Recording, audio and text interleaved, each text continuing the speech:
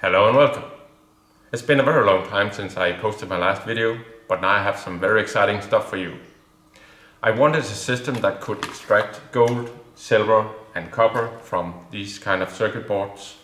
So let's have a look at what I've been working on in the background.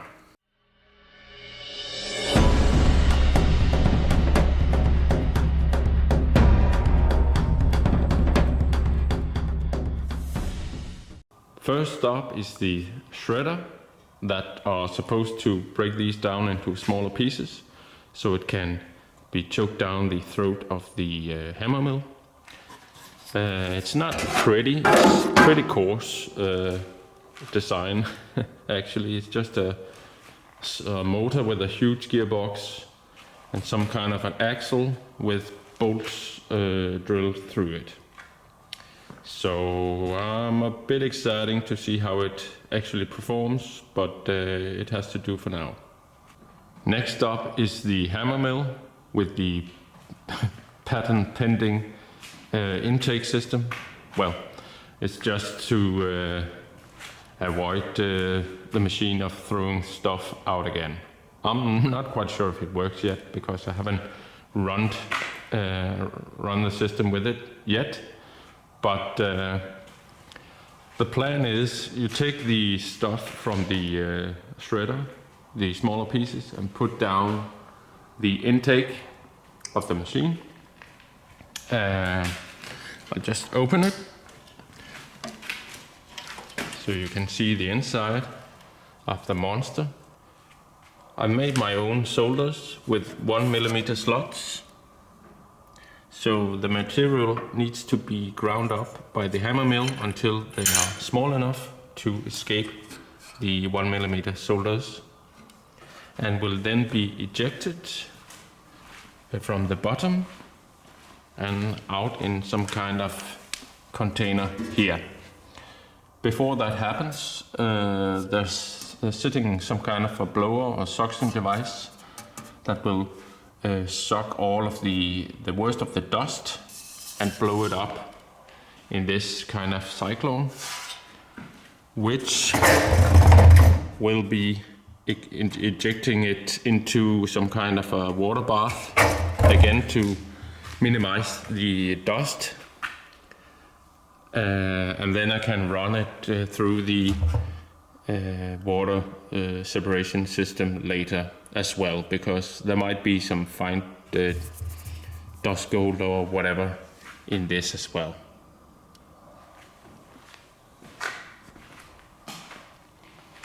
Again, it's not pretty, but I really hope it's working.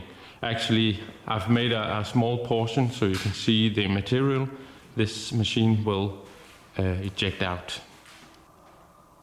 This is the material we're talking about. So this has to be run through the water sluice, which you have seen in another video, I guess.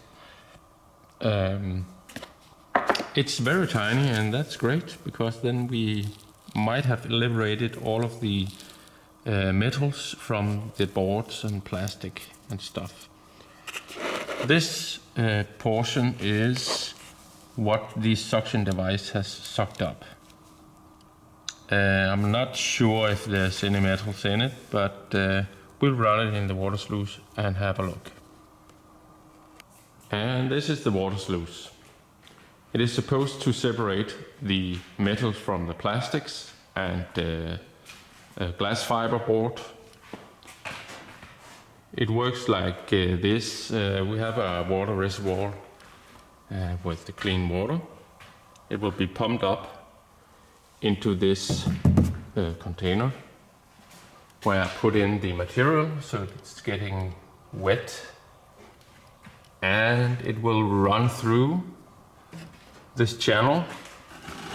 Let me see if you can see it,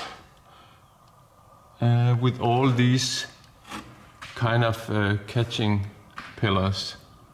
So the plan is that all the heavy materials will be caught in these grooves all the way down, and the water will flush the plastic and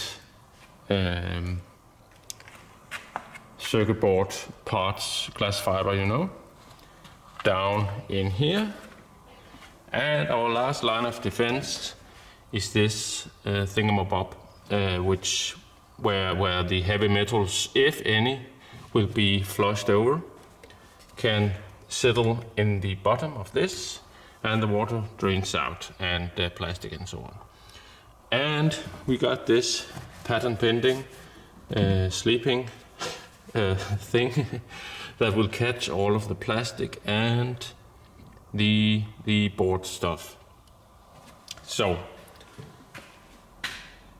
in the near future we will be running a bigger batch through this system, so you can see how it's performing.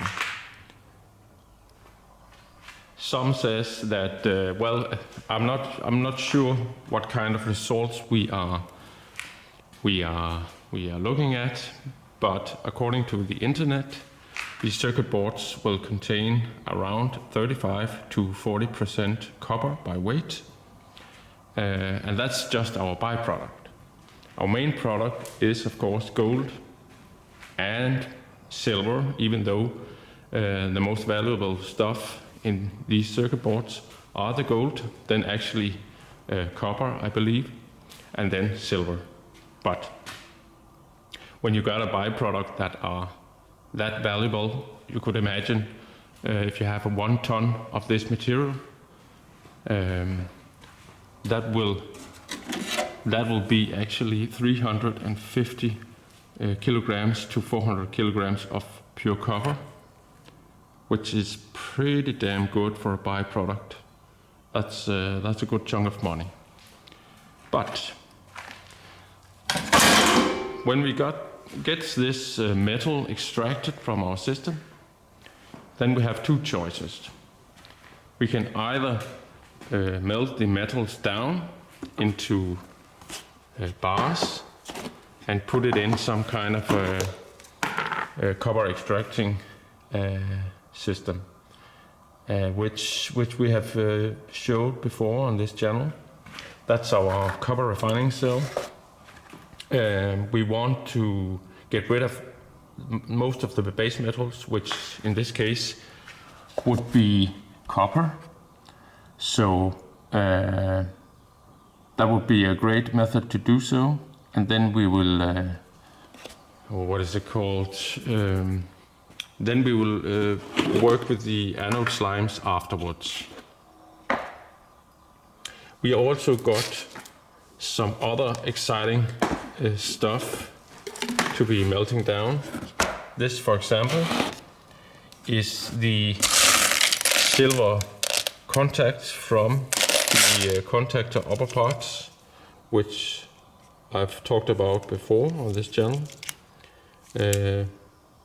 I put them down into a Hammermill and pulverize them so I could get to the brass and copper stuff, which have these silver contacts on them.